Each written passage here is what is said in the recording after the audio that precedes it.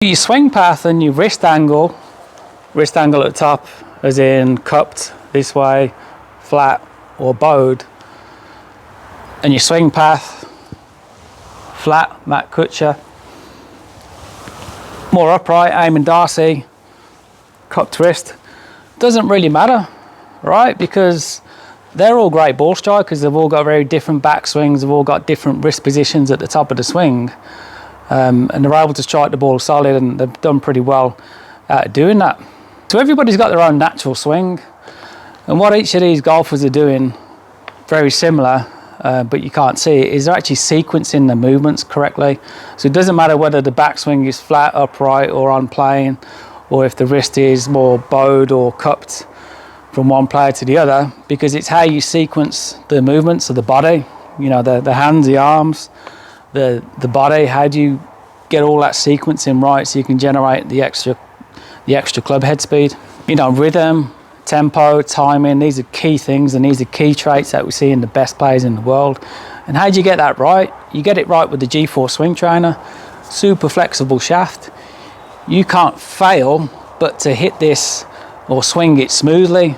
Once you've spent, you know, a few minutes just swinging it and hitting shots, instinctively you're going to, you know, develop a much more rhythmic swing with better tempo, better timing. You're going to hit the ball a lot more solid. You're going to play better golf, full stop. What they're really good for is helping you find your natural swing. You know, we've all had our natural swing, and everybody would criticize your golf swing. I used to swing it very flat as a kid, but I was a great golfer. I struck the ball beautiful, and I hit the ball such a long way doing it that way. But everybody's quick to jump and criticize your backswing position or your wrist position. So they're really going to help you find your natural swing. I believe that we've all got a different style of swing in the golf club, and you shouldn't try and swing a particular way or like a particular person. So when using the GForce, it doesn't really matter if you're a player who's got a very flat swing like this one. That was ripped. Felt like I used to hit it as a younger player. Or you could have a more of an upright swing, you know, like a Freddie Couples, someone like that. What matters is the strike, the transfer of energy from your body into this club head. That's the most important thing, not so much how your swing looks, because they're two completely different swings, two solid strikes, because I sequenced and timed the movement correctly.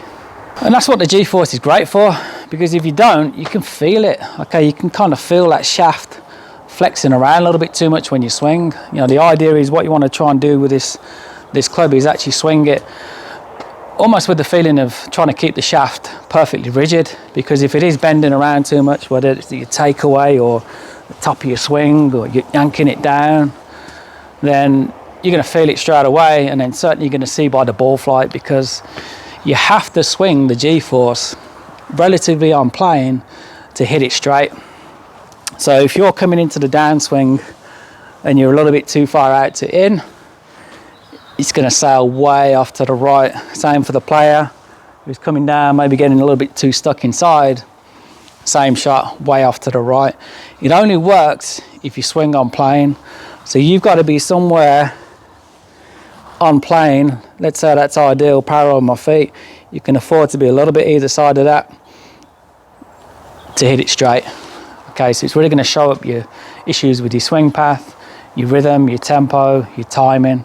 It's a great tool, because at the end of the day, we'll learn golf, we'll learn how to swing a golf club through feel. You hit a few shots, you get a feeling, and then you just repeat that feeling. So when you practice with the GForce, keep your mind quiet. Feel the weight of the club head. Okay, think of this shaft, it's like a fishing rod. Okay, just feel the weight of the head on the end there, that's really important. And then when you do some practice swings, just try and find a nice rhythmic swing. That's the key.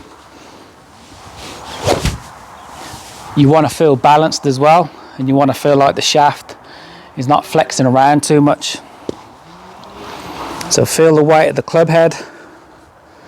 Keep your mind free. And focus on learning through feel rather than thinking about the swing mechanics. Thanks for watching.